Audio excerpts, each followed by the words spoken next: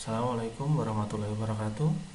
Kembali lagi dengan belajar bareng. Kali ini kita akan membahas tentang posisi duduk. Biasanya dalam tes TIU CPNS itu akan muncul soal-soal seperti sebuah posisi duduk yang melingkar, kemudian posisi A berhadapan dengan posisi B, posisi C dengan posisi E. Nah, di manakah posisi D? Nah, itu akan muncul dalam TIU biasanya ya. Atau posisi duduk kursi dalam sebuah bis atau sebuah meja berjajar nanti akan muncul. Makanya kita langsung mulai saja. Kita mulai dengan belajar bareng. Soal yang pertama. Dalam rapat pengurus RW di pos ronda dihadiri oleh 8 orang. Pak Hamdan sebagai ketua RW duduk di antara bendahara dan sekretaris, yaitu Pak Andi dan Pak Mikel. Pak Udin duduk berhadapan dengan Pak Hamdan dan berseberangan dengan Pak Doni. Posisi Pak Soni berada di antara Pak Joko dan Pak Andi. Kemudian Pak Romi duduk di depan Pak Soni. Pertanyaannya, ini pertanyaan yang penting. Biasanya dibaca duluan sih ini. Siapakah yang duduk berseberangan dengan Pak Mikel? Nah, oke. Jadi ini pertanyaannya. Yang pertama-tama adalah kita harus membuat sebuah posisi duduk ya. Bisa lingkaran, bisa garis, atau untuk lebih mudah bisa buatkan gambar seperti ini, segi 8. Nah, pertama kita tulis dulu ada Pak Hamdan ya. Pak Hamdan ini sebagai ketua RW. Kemudian dia berada di antara Pak Andi dan Pak Mikel. Kita tulis asal dulu. Pak Andi di sini dan Pak Mikel di sini. Kemudian Pak Udin ini berada di hadapan Pak Hamdan. Pak Udin di sini. Nah, kemudian di samping Pak Udin itu ada Pak Doni. Bisa di sini atau bisa di sini. Kita cari clue yang lainnya nanti biar tidak salah posisi. Nah, posisi Pak Soni berada di antara Pak Joko dan Pak Andi. Nah, kita sudah dapat posisi Pak Andi nih. Berarti posisi Pak Joko ada di sini harusnya. Ya, kita tulis di sini. Kemudian berarti nanti Pak Soni ada di sini. Oke, kita tulis dulu. Ada Pak Soni, kemudian Pak Joko. Pak Soni berada di antara Pak Joko dan Pak Andi. Berarti karena di sini ada Pak Joko, berarti Pak Doni yang di sampingnya Pak Udin ini bersebelahan dengan Pak Doni ini kita tulis di sini. Nah, kemudian di hadapan Pak Soni ya, ada Pak Romi ya. Pak Romi duduk di depan Pak Soni. Berarti Pak Romi ada di sini. Nah, pertanyaannya adalah siapakah yang duduk di depan atau berseberangan dengan Pak Mikel? Siapa?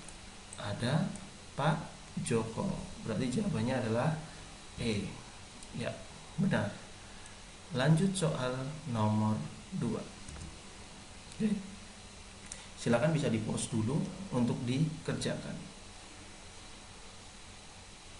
Sudah ya? Kita langsung mulai saja. Nah, Ibu Tari menyajikan 8 jenis buah-buahan di meja makan dengan posisi berbentuk 2 baris ya. Berarti persegi panjang ya. Posisi jeruk berhadapan dengan salak dan terletak di antara semangka dan mangga. Semangka dan mangga. Apel dan salak diletakkan bersebelahan. Berarti apel dan salak ini berjejeran ya. Kemudian mangga diletakkan berhadapan dengan pisang. Mangga dan pisang nanti berhadapan.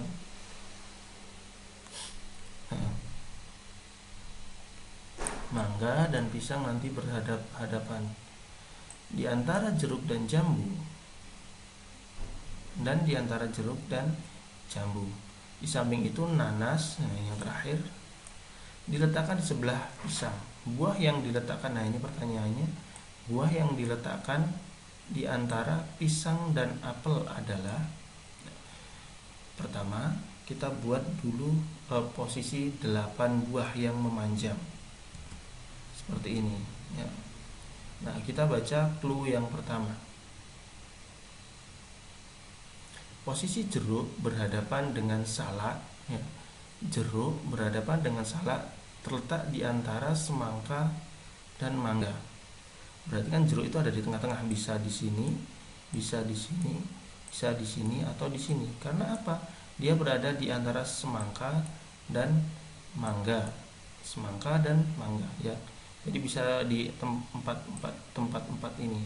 Kalau jeruk tidak mungkin di pinggir sendiri. Nah, kemudian berhadapan dengan salak. Nah, berarti di salah satunya nanti ada salak. Kita tulis semangka dan mangga dulu, kita pakai yang paling atas. Nah, semangka dan mangga. Kemudian di sini berhadapan dengan salak.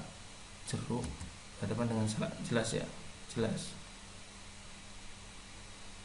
Nah, apel dan salak, apel dan salak diletakkan bersebelahan. Berarti apel bisa di sini atau di sini. Kita cek dulu selanjutnya. Mangga diletakkan berhadapan dengan pisang. Nah, ini juga belum ada. Dan di antara jeruk dan jambu, antara jeruk dan jambu, berarti kan ya, mangga diletakkan berhadapan dengan pisang. Nah, berarti pisang kita bisa tulis di sini, pisang, ya kan? Di antara jeruk dan jambu. Nah, karena di sini sudah ada pisang, berarti di sini sudah kemungkinan jelas apelnya di sini, tak mungkin di sini. Karena apel ada di samping salak. Nah, kemudian jeruk dan jambu, berarti di sini di paling ujung kanan atas itu ada jambu.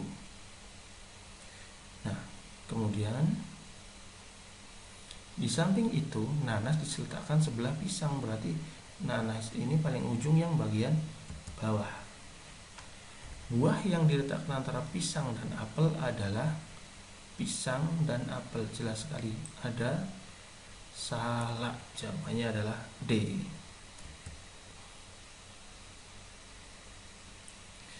Mudah kan? Sampai di sini mudah ya. Kita lanjut soal nomor 3. Silakan di screenshot. Nah, ini soalnya kayak sama nomor 1 tadi kayaknya ya. Ada 8 anak, mereka duduk melingkar. Sudah, silakan dikerjakan dulu, bisa di pause untuk dikerjakan dulu. Soalnya sama. Nah, kita mulai. Pak Rido bermaksud membahas pembagian warisan untuk 8 anaknya. Setelah makan malam, mereka duduk melingkar dengan posisi Salman berhadapan dengan Rais dan Zaki. Kita kasih dulu. Berhadapan dengan Farah. Salman berhadapan dengan Rais dan Zaki berhadapan dengan Farah. Dirga duduk dekat Zaki. Dirga duduk dekat dengan Zaki, berseberangan dengan Hana. Pipi duduk di antara Salman dan Farah, namun berseberangan dengan Priska. Oke, posisi Hana berada di antara. Nah, kalau tadi dicari 1 orang, ini kita cari 2 orang. Oke, kita buat gambar seperti soal nomor 1 tadi. Sebuah persegi 8. Nah, kemudian kita tulis dulu yang pertama.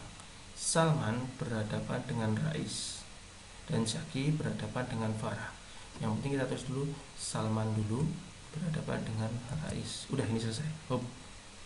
Zaki berhadapan dengan Farah. Ini kita lewati dulu karena apa? Posisi mereka tidak tahu, bisa di sini, bisa di sini. Nah, atau bisa di sini, bisa di sini, bisa di sini, bisa di sini. Makanya kita lewati dulu. Kemudian kita cari clue yang lain. Dirga duduk dekat dengan Zaki. Karena posisi Zaki belum ada, maka posisi Dirga belum bisa, dan berseberangan dengan Hana. Jadi posisi Zaki, Farah, Dirga, dan Hana belum bisa. Kita mulai dari pipi dulu. Pipi duduk di antara Salman dan Farah. Berarti kalau duduk di antara Salman dan Farah, bisa jadi di sini, bisa jadi di sini. Ya. Salman dan Farah. Tapi coba kita tulis dulu di sini. Kita tulis di sini Farah di sini, kemudian Pipi di sini. Nah, kita tulis Pipi berarti Salman, duduk antara Pipi berarti di sini jelas ada Farah. Nah, ya kan? Kemudian berseberangan dengan Friska si Pipi ini. Berarti Friska kita tulis udah kita tulis Pipi, Farah, Friska, Salman dan Rais. Sudah ketemu. Kita kembali ke atas lagi, nyari posisi siapa yang berhadapan dengan Farah. Di sini ada Zaki. Ya kan? Enak. Kemudian Dirga duduk dekat dengan Zaki karena di sini sudah ada Friska, berarti Dirga ada di sini dan berhadapan dengan Hana. Selesai, sudah ketemu pas, tidak ada yang tabrakan. Nah, pertanyaannya adalah posisi Hana duduk di antara siapa? Di sini ada Farah, ada juga Rais. Ada nggak Farah dan Rais? Ada. Jawabannya adalah C. Mudah bukan? Mudah sekali. Sampai di sini saya rasa masih mudah ya. Kita lanjut soal selanjutnya. Apa ini? Kita baca dulu soalnya. Tapi silakan di pause dulu lalu dikerjakan. Ini soal nomor 4 bukan soal nomor 2 ya, yang salah tulis ini. Nah, dalam pembagian tugas kita mulai. Kuliah, ada 5 orang yang berdiskusi dengan memakai kostum yang berbeda-beda. Ini contohnya di sini ya, soalnya di sini ya. Dodi memakai kemeja, Aldi dan Bintang memakai kaos lengan pendek, sisanya memakai kaos lengan panjang. Pipit dan Hari memakai sepatu, Aldi memakai sepatu sendal, sisanya memakai sendal. Dodi dan Aldi tidak berkacamata, sedangkan yang lain memakai kacamata. Siapakah mahasiswa berkacamata, memakai sendal? Nah, ini pertanyaannya penting nih. Dan kaos lengan pendek, seperti itu ya. Oke, pertanyaannya. Nah, berarti kalau gitu kita buat di belakang sini saja pilihan ganda. Yuk kita mulai. Yang pertama, 5 orang. Dodi memakai kemeja, Aldi dan Bintang memakai kaos lengan pendek, sisanya memakai kaos lengan panjang. Dodi memakai kemeja, kemudian Aldi dan Bintang memakai kaos lengan pendek. Udah ya, sisanya pakai kaos lengan panjang. Sudah. Kemudian clue nomor 2, Pipit dan Hari memakai sepatu, Aldi memakai sepatu sendal, dan sisanya memakai sendal. Pipit dan Hari memakai sepatu, Aldi memakai sepatu sendal, dan sisanya memakai sendal. Oke, gampang. Nah, clue yang terakhir, Dodi dan Aldi tidak berkacamata, berarti sisanya pakai kacamata. Yo, sekarang pertanyaannya, siapakah yang berkacamata? Ini. Kemudian memakai sendal. Ini. Berarti ini sudah. Ini tidak. Ini juga sudah tidak. Ini pakai sepatu. Ini pakai sepatu juga tidak. Ini juga tidak berkacamata. Berarti selesai, jawabannya adalah Bintang. Dan berkaos lengan pendek, ya kan? Selesai. Jawabannya adalah B. Ini soal cukup mudah ya, nggak usah diperdebatkan lagi. Sudah. Selanjutnya soal nomor 5. Oke, kita baca soalnya kembali. Tapi bisa di-pause untuk dikerjakan terlebih dahulu.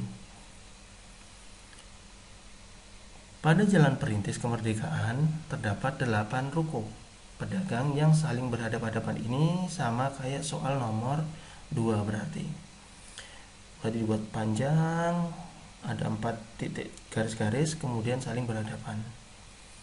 Pedagang kain bersebelahan dengan pedagang tas.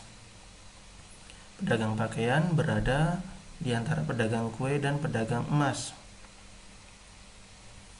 serta berhadapan dengan pedagang tas. Pedagang beras berada di sebelah kanan pedagang makanan ringan dan di depan pedagang alat tulis. Pedagang makanan ringan berhadapan dengan pedagang kue. Ya, ini yang penting nih. Nanti kita selesaikan soalnya dulu. Pedagang yang berada di samping kiri pedagang makanan ringan adalah, nah ini pertanyaannya pakai kanan kiri nih. Kita jangan sampai bingung arah. Di sini ada ini di pertanyaan saja sudah jelas di samping kiri. Kemudian ada juga yang ini. Pedagang beras berada di pedagang makanan ringan sebelah kanan. Nah, kita buat dulu kotaknya seperti ini dan kita tandai dulu yang paling penting. Ini. Pedagang beras berada di sebelah kanan pedagang makanan ringan. Ya. Oke. Kita baca dulu. Yang penting kita harus tahu nih. Yang pertama tentu kita lewati ya, nanti karena ada kanan kiri. Poin yang terpenting adalah yang ini. Nah, pedagang kain bersebelahan dengan pedagang tas. Ini masih susah. Pedagang pakaian berada di antara pedagang kue dan pedagang emas serta berhadapan dengan pedagang tas. Ini juga agak susah. Yang jelas yang ini nih. Karena kita pakai yang ini aja biar tidak bingung ya. Pedagang beras berada di sebelah kanan pedagang makanan ringan dan di depan alat tulis. Nah, berarti kita buat dulu seperti ini, teman-teman. Pedagang beras itu ada di sebelah kanan makanan ringan. Berarti pedagang beras itu kemungkinan di sini, bisa di sini, bisa di sini, atau di sini, dan di sini. Karena dia tidak mungkin berada di sebelah paling kiri, karena dia ada di sebelah kanan. Kemudian